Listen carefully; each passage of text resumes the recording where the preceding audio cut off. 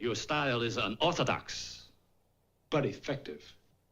It is not the art, but the combat that you enjoy. Man, you come right out of a comic book. All right. Good evening, everybody. What's up? What's happening? What's cracking? We are back with Black Comics Chat. I'm Marcus Kwame. And before we get to our extra special guest, I got to introduce the team. First up, it's been a minute, but it's the man that loves it when you call him Big Papa. Yes. It's returning to the show. Possibly problematic reference now. Oh, shoot. Yeah. I'll come up with a better one, man. It's my bad. Let's rewind. Heal up, bring it back on rewind. All right. we got Big Daddy in the house. Big Daddy Kane. We got Big Daddy Tone in the house. Big Daddy Kane. That's true, man, because it's like, you think about Biggie, but then he's everything inextricably linked you to can't that divorce dude. them. Like, it sucks, no, it's man. true. It's true. Sucks. It's true. My apologies, but it is so good to have you here. And the Queen is stepping into the building. Oh my goodness! Oh, it's the Queen. Okay, right, we got a full house tonight. All right, and perfect timing, Regine, because I just got done with Tony's introduction. Y'all couldn't have better timing tonight. What are y'all doing? What are y'all on? The stars are lining. Stars are lining. Most definitely, and we got the next generation of Black Comics Chat as well. All right. That's like the fifth Beatle. Yeah. Congrats as well, man. Thank you. Much congrats, man. Mazel tov. Yeah. Okay. Yeah. Next up, we have, everybody knows. I don't have to introduce, but of course I will. We have the Queen. We have the Judge Jeannie. Judge Jeannie, writer extraordinaire, the woman behind women in comics. We got Regine Sawyer in the building. What's up, Regine? What's up, y'all? It's great to be here tonight. Hey, David. What's up, Regine? Been a minute. We should talk to each other like we know something no one else knows. For real. Like we should. Between the two of them. And we would totally believe you. How come you don't return my calls, girl? What's going on? That's bullshit. You better stop it. And next up, we got my brother from another mother, comic book creating partner in crime. We got Leo. Yo, what's up, y'all? You know what it is. We're here. We're at a good time. We're in the classic Black Comics Chat Friday night slot, as we mentioned. Yep. I'm hyped. We got the man himself. I mean, let's go, man. Let's do it.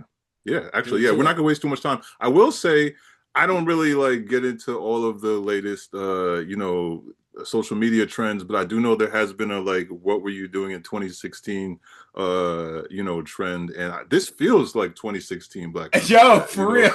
It's true. It's true.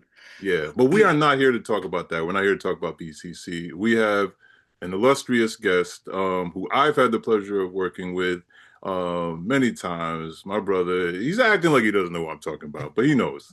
We got the one and the only David F. Walker, and he's here tonight to tell you all about his exciting new Kickstarter. So, David, how are you? I'm doing good. It's good to be here. It's like I didn't realize it'd been that long since y'all were together, so I feel like I'm like maybe this is more like an intervention, right? Like you're supposed to say why are you doing a Kickstarter? What are you, crazy? Pull out the scroll. Well, in actuality, we all came back for you. Yeah. That's what I'm just going to say. Once I saw David Walker, I was like, all right, come on, girl. And we Let's have get it going. been Woke up the child. All right. Woke up the child. Yeah. Whatever you got to do, whatever you got to do. But yeah, David, we're here to talk all about the monster Blackenstyne, not to be confused with Blackenstyne. So tell us how you're doing, but also tell us about this incredible book and why people need to back it if they haven't already.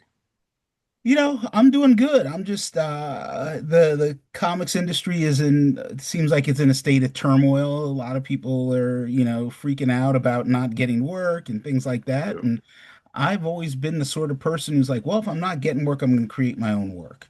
And then on top of that, I also have a tendency to come up with ideas that people just look at me with a blank stare and go, I don't understand what you're talking about. I don't get this. And the monster of Blackenstyne, not to be confused with Blackenstein, is just that sort of project. And Marcus, we've been talking about it for a long time. And so you sort of been on some of this roller coaster ride with me. And I just knew from the beginning, like, if I don't find somebody who wants to publish this, I'll just publish it myself. I'll switch up the game plan because I do think that if you're self-publishing, you have to have a different game plan than if you got a deal at a publisher, right? And so the first issue is done, which is a monumental occasion, right? Because it's Oh like yeah, yeah, people think, how long does it take to put out a 22, 24 page comic? And you're like, years. yeah, If you don't if things go wrong, and in this case, a lot of things went wrong, and um, but I never stopped believing in the project, even though most people I told about it were like just stared at me blankly, right? And I said, look, it's a dark satire that is an homage to monsters, blaxploitation, and 19 late 60s, early 70s Marvel comics, and then even hmm EC comics, DC, yeah, yeah, um, and people would look at me like, well, what are you talking about? And then I realized like a lot of people are really comic book illiterate, right? And if I talk about like horror magazines like Creepy and Eerie, they have no idea what I'm talking about. Hmm. And so then it was like, I guess I'm just gonna have to finish the first issue for people to really understand it, right? And I don't know how many of you read other than Marcus have read it, but Marcus, you got it, right? You got what I was yeah. doing. I think Okay. we've all read it. Yeah, We've all read it. Yeah. yeah, And so yeah, it was just it's just this every now and then we I think a lot of creatives get an idea that it's like you can't sleep at night. You gotta put it out there. You gotta find a way to get it out there. Um, and this was that project for me. It's been, you know, for a 24-page story, the comic itself is going to be longer. There's going to be bonus material, but for a 24-page comic, it literally took 4 years for it to come together, right? And I think to myself, that's 6 pages a year when you really think about it. Um, although it came together much more quickly when Marcello finally came on board, Marcello Di Chiara, the artist on it. And yeah, so now I'm just out like, yo, whoever your favorite monster is, whether it's Frankenstein, Dracula, Wolfman, the Frankenstein's monster, doesn't matter. Throw it all out the window because now it's the monster of Blackenstein, not to be confused with Blackenstein. most definitely. I feel like you said a lot of things that are very important to our audience because, like, we have obviously like creative people in our audience, and that idea of things not happening quickly, um, in comics especially, you know what I mean? And like also just taking it in your own hands, Yeah. and doing it. So I feel like, yeah, could you just, I guess, maybe say a few words about that? Like, because you've always had you know, I mean, as far as back as I can see, like pretty entrepreneurial spirit when it comes to like, doing your own thing. So yeah, just speak about that. And maybe in the sense of, because you also mentioned audiences or just people you spoke to, not necessarily getting what you were going to. So can you talk a little bit about like the freedom and the challenges of like, putting out your own work? Well, yeah, I mean, there's the challenges are numerous, but what it comes down to is um this is kind of how my career started. Like it really hit me today, that I've been doing it. I've been self-publishing for 30 years, right? Like Holy. we just I just hit next month it'll be 30 years. And I have I also have a book coming out from a major publisher in less than 2 weeks, and yet I'm still self-publishing. 30 Yeah, years yeah, yeah. later, I'm still doing it. And one of the things that happens is, um, you can have when I tell people, oh yeah, I'm self-publishing, a lot of people are like, well, what's wrong with the project? Why can't you find a publisher? And it's like, oh, it's not that I can't find a publisher. I can't find a publisher who is either making me a good deal, a good offer. They don't want to give you any money, but they want to own a large percentage of your intellectual property. And like, I will do sharecropping, right?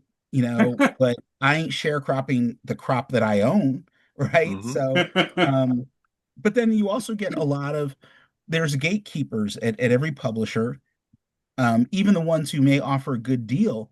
There's gatekeepers, and if they don't get where you're coming from, right?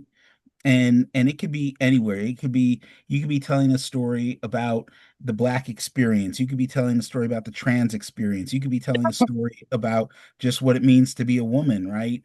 And the gatekeepers may not understand that. And a lot of times they don't understand that. And sometimes even if they pick up a project that they don't fully understand, then they don't know how to market it. They don't know how to publicize it, and then it doesn't do well, and then they use that against you, right? So Mm-hmm. I am to a point now where I would rather, I'm not going to hold my own failures against me, but you pick any publisher out there, if your title doesn't sell that well, they're going to use that against you. And if you're not careful, a lot of people don't realize this, a lot of times other people's failures are used against you, right? So they'll say, "Oh yeah, we tried a comic, with a Black female lead and it didn't Mm-hmm. work." Oh God. Okay, well, like, Yeah. why is the book whack? Is it not a good book? Or are you idiots? So, Mm-hmm. um, and again, this is, going back to me, 30 years ago, having ideas and people just sort of looking at me like, huh? Like, why would you?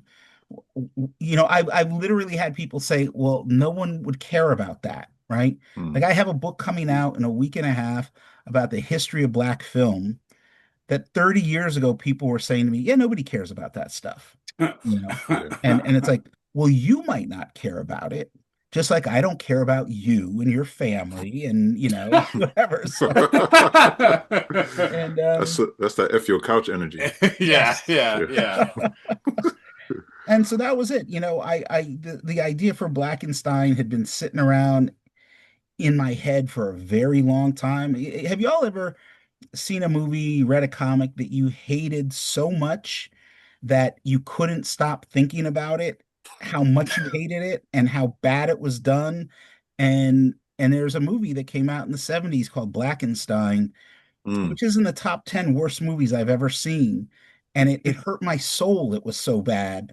Mm. And I would often lay awake at night thinking about how much I hated that movie and how bad, like, what a mistake they made. And then there was another idea kicking around in my head, a type of story that I wanted to tell, and I couldn't figure out how to tell it. I couldn't Mm. figure out who the characters were. I couldn't figure out what the tone should be. And then one night I was laying in bed and I was like, I was like, damn, I hate Blackenstein. Wait a minute.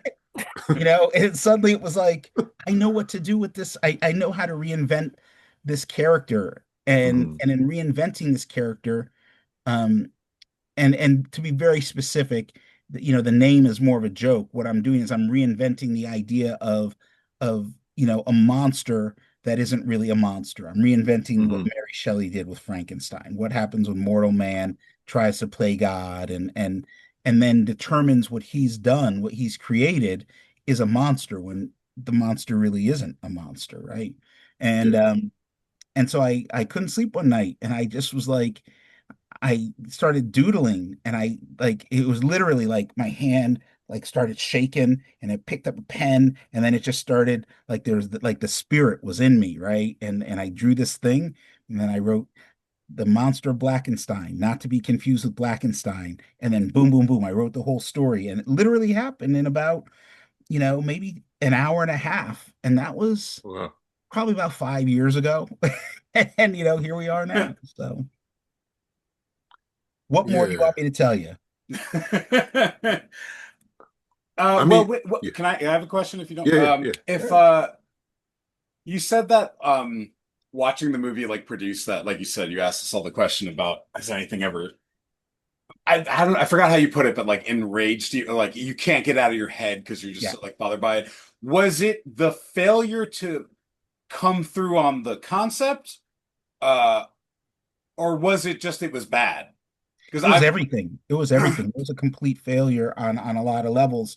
And as a kid, I remember seeing the 1930 or 31 version of Frankenstein with Boris Karloff when I was a kid. It was on TV.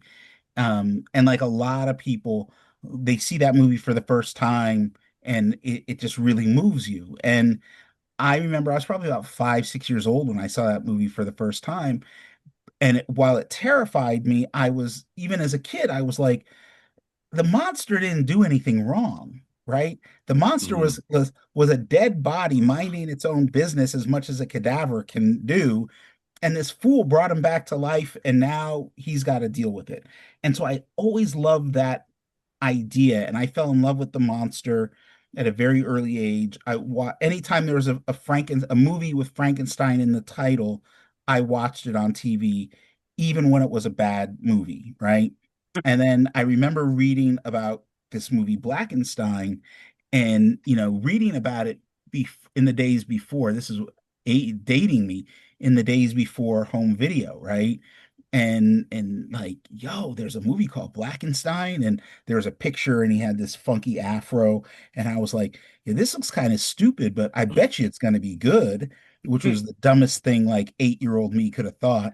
Um, been there, I've been there. and Yeah. then uh, and then I finally saw it, and it was like, yeah, they played a little bit with the idea of who's really the monster here, right? But they didn't do it very well, and they didn't. More importantly, like I love blaxploitation movies, right? But there are some that are really good with their subtext, even Hmm. though the movies might be corny in some capacity. And a great example of that is the movie Blackula, right? Which is Hmm. Hmm. Hmm. exactly Yeah. what it sounds like, right? Yep. Blackula, you know, Dracula's soul brother, deadlier even than he. Um, and but Blackula gets it right. Like Blackula is actually a pretty deep movie when you watch it, if you get Yeah. past all the corny trappings. Absolutely. Hmm. And so having seen that at a relatively young age, and then seeing Blackenstein, that disappointment was there because it wasn't, Blackenstein was missing it, right? And as corny as Blackula is, it is such a deeply black movie, right? Yeah. And I talk about this It in has a lot of dignity. It has a it, lot of dignity, which is yeah, and unexpected at first blush. exactly. And Hmm. and and it really is, it's about how, blackness, the perception of blackness is turned into a monster, right? Which is Hmm. Hmm. a Hmm. reality that that is part of the a reality of being black in America, right? Yeah. Like you can be like, and not just black too, right? Because we see it now with trans folks, and women are a whole different kind of monster that, as far as men are concerned, right? So much so that we can make jokes about it, not realizing how dehumanizing we're being to people that don't look like us or that we don't understand, whatever it might be.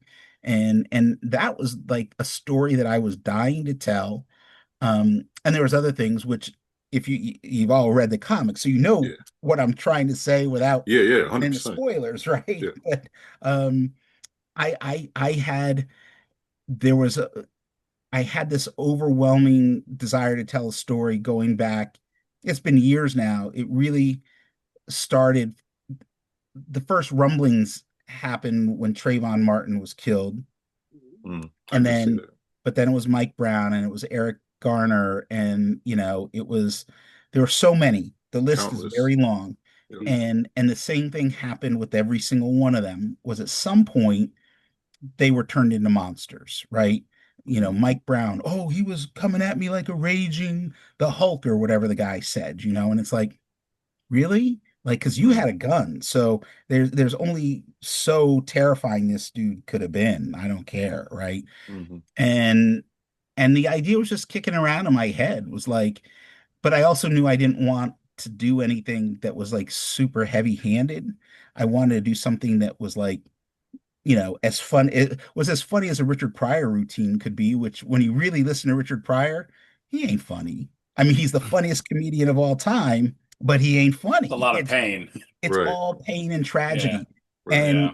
and as someone who was raised in a very tragic environment and has learned to laugh at a lot of tragedy, like that's if I have a shortcoming, that's it. Like I laugh at a lot of things because if I'm not laughing, I'm either really angry or I'm crying. So that was it. I wanted to do something that would make someone like me laugh and then go, yo, that's messed up. Mm. Like that. That's what I wanted to do. So, I mean, when you were describing Blackula, you were talking about how it's like such a deeply black movie, and that's what I would say about this comic. That's one of the first things. There's something inherent. I mean, look, you talk about like the blues, you talk about like people like Richard Pryor. Yeah. That's what we've been doing, you know what I mean? Like since colonization and taking pain, taking the unacceptable and still finding some humor in it. And the Yeah. whole Marvel, old school Marvel EC alliteration, that you're doing, it had me like just dying. Like, because you were doing it both accurately, but also just like pumping it up just a little extra level in Just places. yeah. Yeah, Just yeah. just going just far enough. And this was the thing when you sent me a message a few days ago about you'd read it, and I was like, okay, he got it, right? Yeah, yeah, And 100%. I was like, the people who know me will get what I'm doing. And Hmm. some of the people who know older comics will get what I'm doing. And if anyone doesn't get what I'm doing, I just don't care, right? I mean, that's what it comes down to. But it was the first few people I handed an early version of the comic to, like they all said the same thing. They were like, "There's a lot of words on these pages, right?" And I was like, "Yep, It's true. there It's is." true. I Yeah. overwrote the hell out of this thing. Right. Um, and the more I thought how much I overwrote it, I kept adding more, right? I was Yeah. like, and You, this goes back to conversations you and I were having for about a year because I was like, oh man, this is going to be really wordy. And Hmm. whoever draws this thing is going to need to leave a lot of room for a Hmm. lot of text. Um, mhm. and you know, I would never advise anybody to write a script like what I wrote. You should never look at it and go, can I squeeze 10 more words into this caption box or this balloon? Um, but what I wanted to do, and someone else said this to me really recently, they said, this reads almost like a comic that was written by someone who's only read comics. And I Mm. was like, Hmm. that's what I was going for, right? Right, right. And I think a lot of us have seen that before. We've read comics where it's like, oh, this is someone who really loves comics, but have they ever read a book that doesn't have pictures in it? Have they, Mm. you can tell sometimes when watch it's like back in the 90s, there was all these young filmmakers that were trying to do what Tarantino did. Hmm. And you could tell, oh, you've watched a lot of Tarantino, right? You've watched a lot of Kevin Smith. Maybe you should watch something else, right? Maybe Right. you should Right. grow. And so, we'll see. But I honestly, and Marcus, you know this because we've worked together, and I vent to you fairly regularly. Um, it was there was a point where this was the most frustrating project I've ever worked on, and then it turned a corner and it became something that I had a lot of fun with, and it was like it was almost liberating because it was finally doing what I needed it to do. It was giving me that outlet that I wanted. It was allowing me to tell the kind of story I really wanted to tell. And I've been fortunate, when we did Big Jim and the White Boy, that's the kind of story I wanted to tell. And we talked about it and we got there. This was, I mean, when you stop and think about it, that was what, 250, 260 pages. Yeah. That book took almost as long as a 24-page comic, right? So, Yeah. Yeah. I think that was you just said something. Oh, you know what it is? It's like, yeah, you were talking about like just how challenging it was to get there. And one thing to me is like this is like a real success story in the sense of, yeah, despite all those challenges, the final product is like is worth it. You know, I mean, you may Yeah. not feel that way thinking about the stress that you dealt with. But the final, no, like reading it, I'm like if you, basically, if you hadn't told people that this was a really difficult project and everything, it doesn't show on the page Yeah. because I feel like the way everything comes together. I won't spoil it, but there's um the community that is represented in the book, and it's interesting because you know, and also just Blackenstyne's interiority as well, you know, because you spoke about like the monster in previous versions, and but and that's all like inextricably linked to blackness, you know, and Yeah. as well as like with the police violence. I guess I'm just gonna say to everybody like this book is incredible. Where's it at sitting at right now as far as your It goal? is the last time I checked, we are about $500 away from hitting the goal, but we Okay. still have a Oh, month to go in the campaign. Oh yeah. Thank congratulations. you. Thank you Yeah. very Amazing. much. That's Oh hell amazing. yeah. It's Yeah. That's amazing. what it's the the goal that I set was to cover the cost of printing and shipping. It was real basic, honestly. Mm, I didn't feel comfortable asking for significantly more than I needed. But one of the things that I that I'm doing, and I've already started this, is that after there's going to be a bunch of short stories featuring the monster. mm, There's a supporting cast of monsters that are going to be rolled out gradually. Um, and so rather than doing a one shot, there'll be a lot of, 4-page stories, 6-page stories, maybe even some 10-page stories. And I'm trying to hire different artists to do these, right? And I'm especially eyeballing artists who don't have a lot of published work and are looking for an opportunity and exposure, but also looking to get paid because I'm not asking anybody to do anything for free, right? Um, and then at some point, I want to open up that door to other writers, and Oh. it can be incredibly difficult to get stuff published, right? And I'm not in a position where I can't get anybody work at Marvel. I can't get anybody work at DC because I can't even get that work right now myself, right? But I am in a position that I can publish stuff on my own, and I don't want to just be publishing like stuff that only I've written. And if I can get more than one artist to draw stuff, like I want to create opportunities that I don't see other people doing, right? And if I fail, I fail, but it's only money that I'm losing, right? So um, he says as he's wondering how the rent's going to get paid next month. But yeah, it was, I've talked about this a lot. It's like, okay, um, I'm really lucky. I'm very fortunate that I've done a lot of what I wanted to do in this industry, and I've worked on characters I wanted to work on. I've worked for publishers I wanted to work with. Now what's the next adventure, right? Because writing Batman doesn't appeal to me like at all. And I'll go on record as saying it. It's not so much that working on Batman doesn't appeal to me. It's working for DC doesn't appeal to me, right? Mm. And um It sounded like he was gonna half down and he doubled down. I was like, oh, he's gonna reduce it, and then and If you thought that, you don't know David. If you no, thought that. look, man, I'm just saying. I'm just saying. I would I don't know if anyone at Marvel has issues with me. I did some work for Marvel last year. If the opportunity presented itself, I would work for Marvel again. I'm pretty sure I would never work for DC again at this point, Mm, right?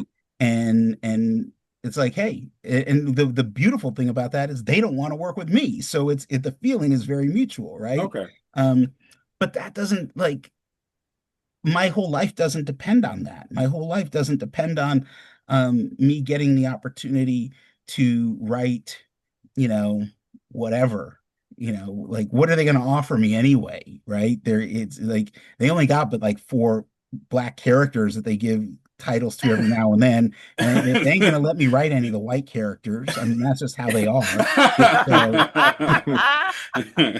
I'm saying it all, it's going to be held against me. There's a lot of other stuff that's held against me there, right?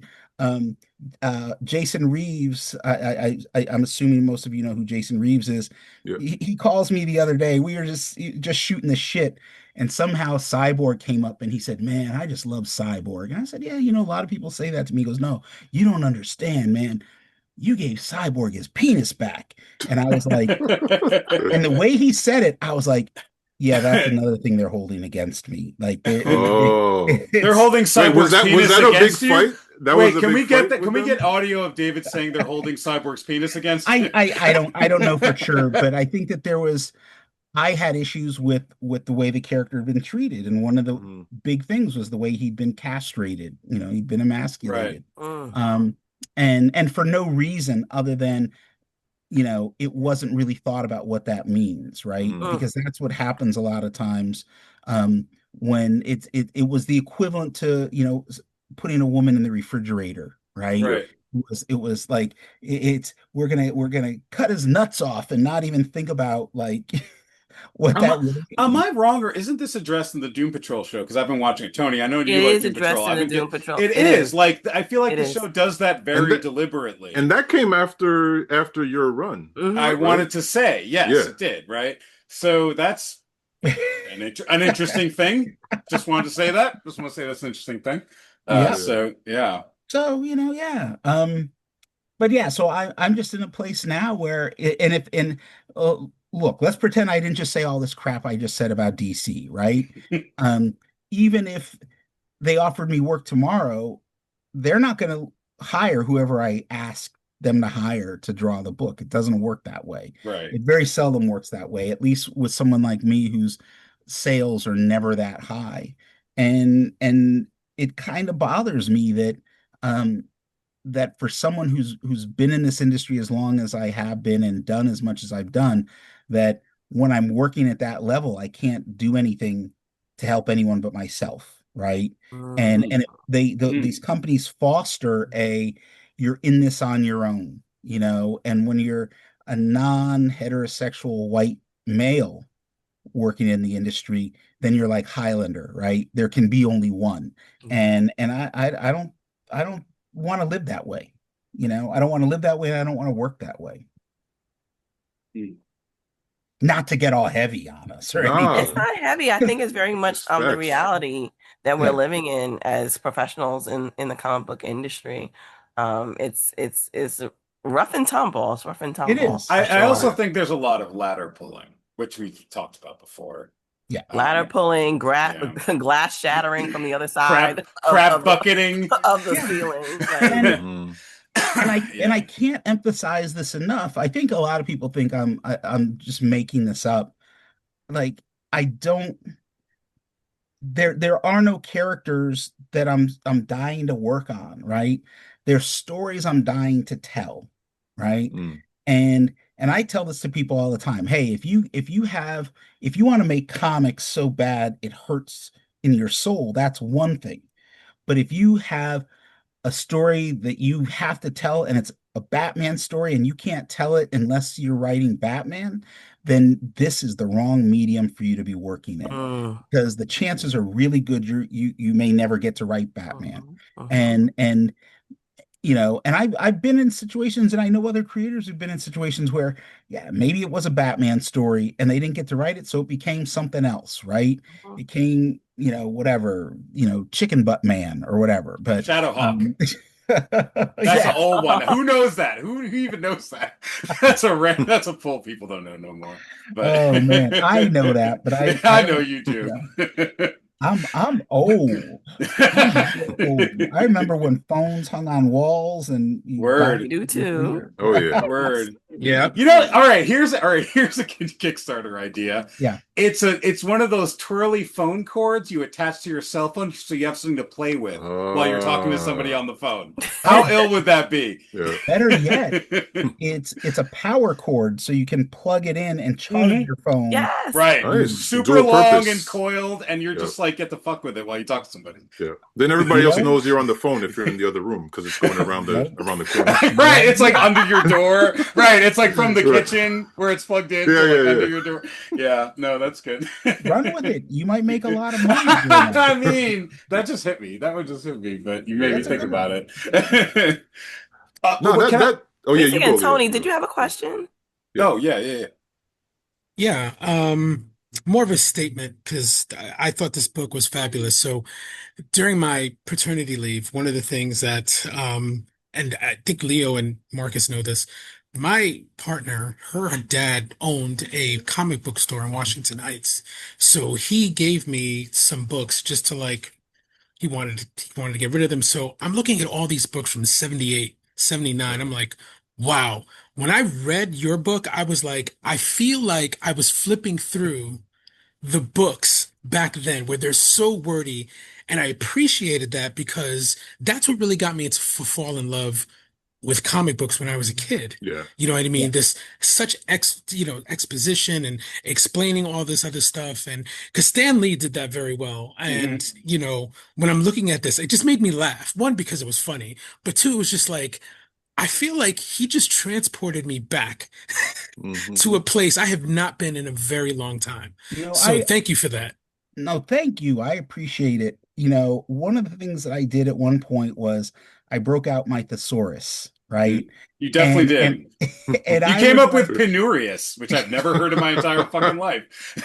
Came up with penurious. I was trying to find words. I didn't know what they meant. So I'm going to thesaurus, you know, and I'm like, okay, what's another word for monster? What's another word for poverty? And I'm like, I'm trying to get as far away from the word as I can.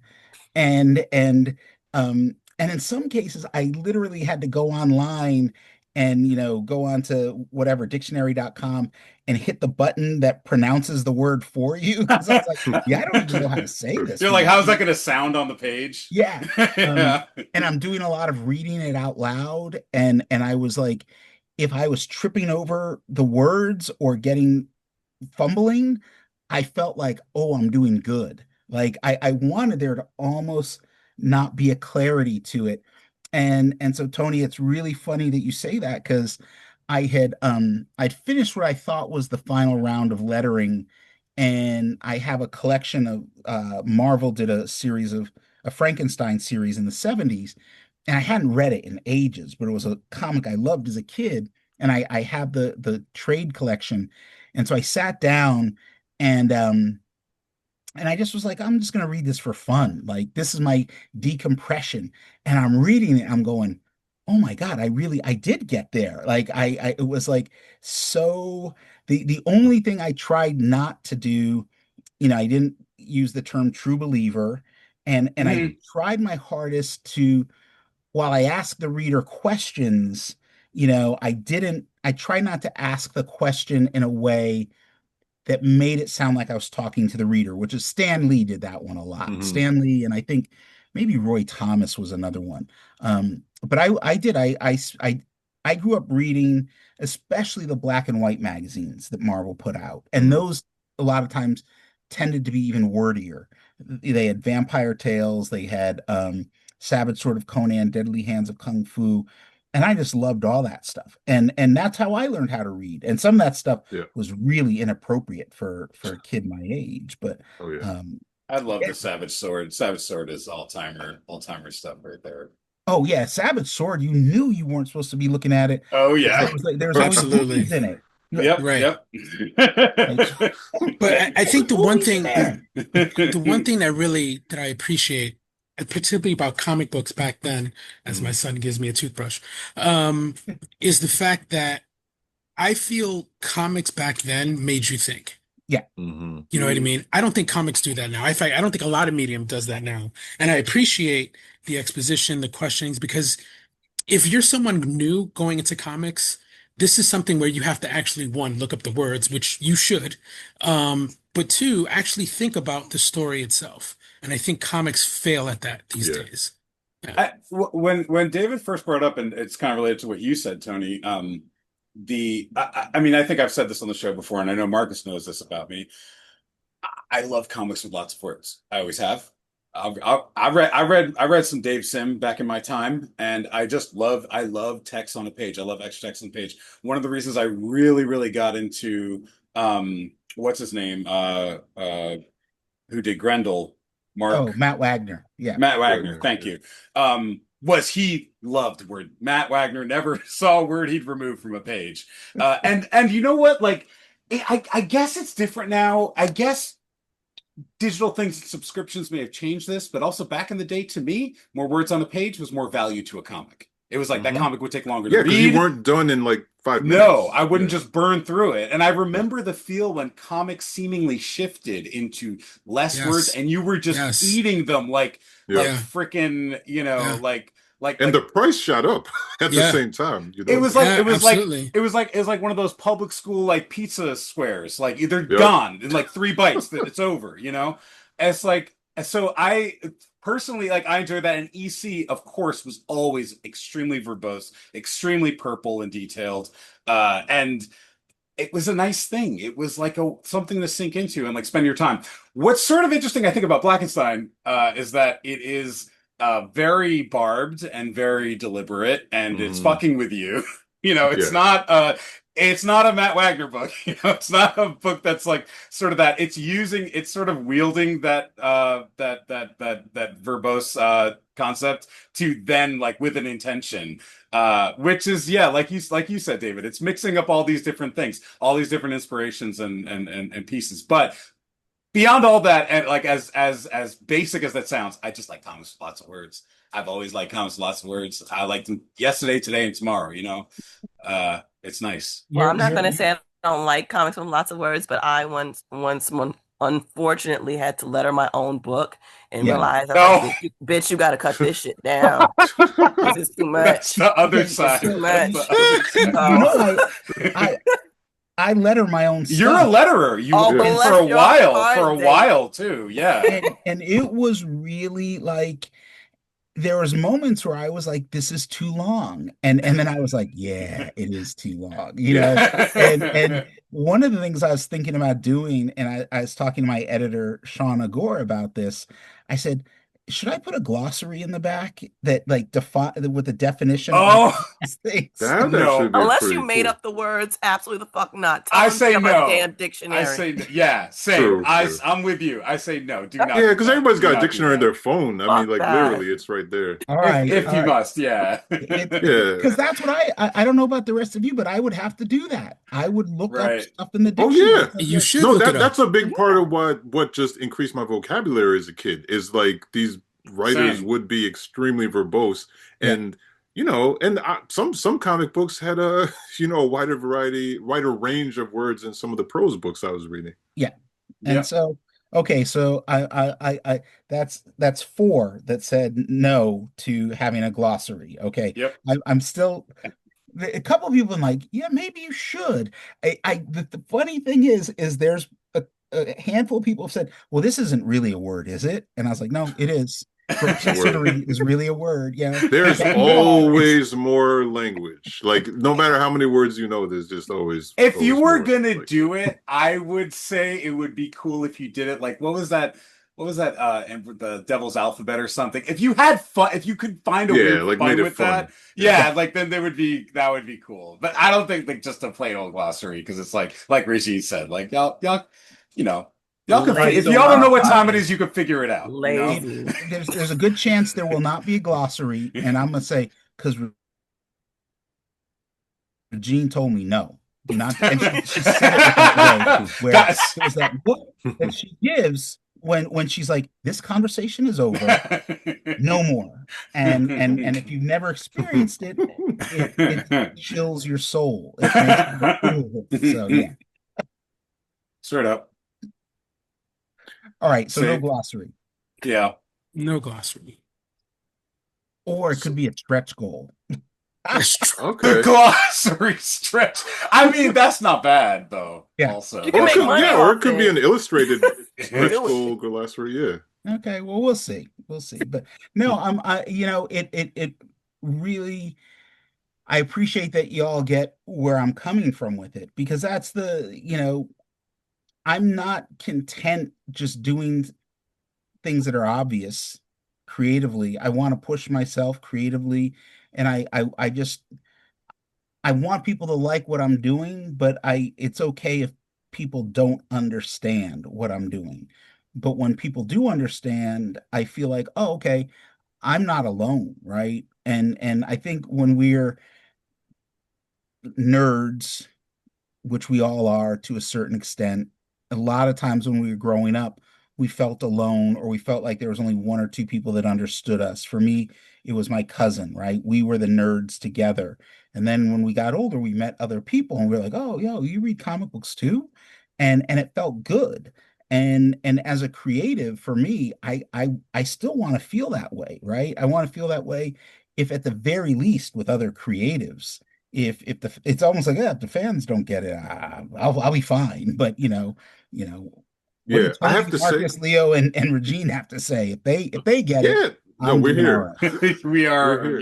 Yeah. We've No, been but I here. have to say, like, I think that is just so important. I think it's one of the things that's a big challenge with mainstream comics today is this.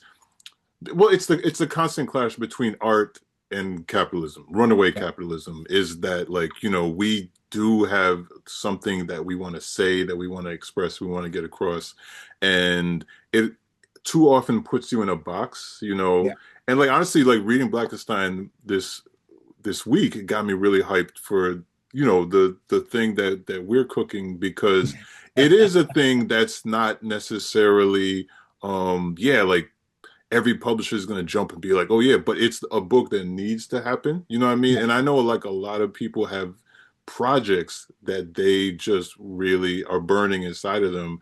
And I think that this is inspiring in the sense that, you know, find a way to tell your story, to create what you want to create. You know what I mean? Because yeah, there's barriers, but yeah. I think it's important that we honor our creativity, you know. That we not only do we honor our creativity, I was talking to one of my students the other day about this, and I told her, I said, look, you got this thing that's burning inside of you to get out the story, these characters, right? And it's important for your soul to do that. I said, but somewhere out there, there's someone who needs to read that story Yep. that you're telling, and they don't even know they need it right now. Um, but you are going to set somebody free. You are going to inspire somebody because that's what happened to me. It's what happened to all of Mhm. us. I mean, Yeah. I know it did because none of us would be here having this conversation if we hadn't been set free in some capacity. And to me, there's nothing more exciting and potentially dangerous than a creative person who's been set free, right? And it was like, and then understands the power that can have in helping other people, right? For me, it really was. I talk about this all the time. It was, it happened later in life. There's a lot of things that inspired me, a lot of things that made me want to be a writer, wanted me to be a storyteller. But was when I first read James Baldwin, and I was like, Hmm. this is what I want to do, right? And and so, like in a lot of ways, Blackenstyne is my version of being James Baldwin as much as Hell I yeah. can be. Now, just so you know, Baldwinstein. when we expand this universe of monsters, James Baldwin is in this. Okay. He's a character, or there is a character. Oh, sweet. I'm not going to Okay. tell you what Nice. role he plays yet, but he was so formative in how I write, how I approach story, and how I think about myself. That's the Hmm. thing. He helped me understand myself. Yeah. And you know, when I'm dead and gone and I get to go to whatever existence there is afterwards, he's gonna be the first one of the first people I'm looking for. I'll be looking for my mother, my grandparents, and I'll be like, yo, where's James Baldwin up in here? Where's Jimmy? James Yeah. Baldwin, Jimi Hendrix and Zora Hurston Neal. Zora Neale Hurston, yeah. And be like, thank you for setting me free. Right. Yeah. And this is a beautiful thing. No, I think that's a beautiful note. I want to be respectful of your time. I know you have places to be, but everybody listening, please, we're gonna put the link in the chat. I'll find it, but yeah, everybody back this book. You won't regret it. I mean, look, y'all know who David Walker is. You know what he does. You know what he creates. So just like buy this book, everything that we're saying is 100% true. Yeah. I appreciate that. And not just because, we're, I tell people all the time, you're my creative soul partner. We have made magic together. We're working on something magical now. And we'll be talking about that soon. We're gonna be in Boston together. So I'm like, I got all these devious plans for while we're in Boston. I haven't even told you that yet. So okay, I'm hyped. Are we talking about Boston Comic-Con? Yeah, or the or Boston Comics in Color Festival. Oh, the Comics in Color. Oh, yes. Yeah, it's coming up in a few weeks. Are you going? I don't think so. Okay. Right, well, I may have. We'll call you. We'll call you, and we'll FaceTime you. Yeah. Well, hopefully I'll see all of you at some point. Tony, it's probably going to be a while. You're on lockdown. You're in the most important place you can be. So that's right. Thank you. But I will probably be at New York Comic Con. Okay.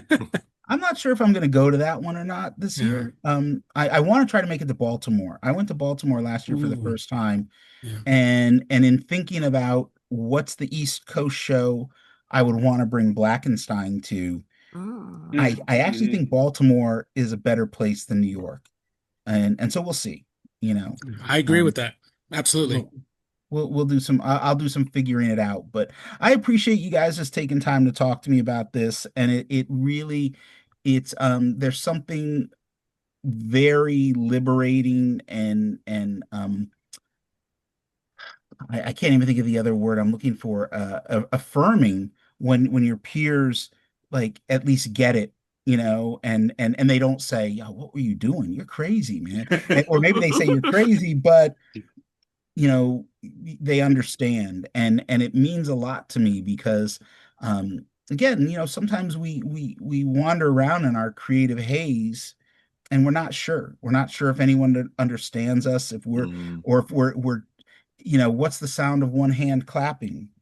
You can't really hear it. And so this conversation is really helping me, and it's making me think, okay, I got to push harder on the Kickstarter. I got to get more people there because I want this to be, that thing that does for other people what comics did for me, right? And in doing it myself, and not all by myself, but by making it happen this way, it's like you don't have to wait for someone else to give you permission or to pay you or any of those things. So we'll see what happens. Yeah, most definitely. I mean, on that note, David, thank you so much. Where can people find you, and where can people find the Kickstarter? I did put it in the chat, but it's if you my Patreon, I'm on Patreon, and it's David F. Walker on Patreon. Probably the best way to find me these days, and there's a link to it on just about everything I'm posting. But it's again, it's the Monster of Blackenstyne, not to be confused with Blackenstyne. And so I think you'll find it. There's really only two ways to spell Blackenstyne, and both of them are in the title. So right. Oh, that's smart. That's good SEO right there. I do want to say briefly, when you Google Kickstarter Blackenstyne, it's not coming up, which is annoying. I got you from the Facebook link. So might have to fuck with that. All right, I'll see. I'll figure it all out. Yeah, mess with that a little bit. All right. Well, I appreciate it again. I will talk to y'all again at some point in the future. Marcus, I'll probably talk to you in the next couple days because Okay, there's cool. an idea kicking in my head, some crazy stuff to share. Right. So I'm excited. all right, I'll talk to y'all later. All Take right. care. Yeah, thank Bye. you. David.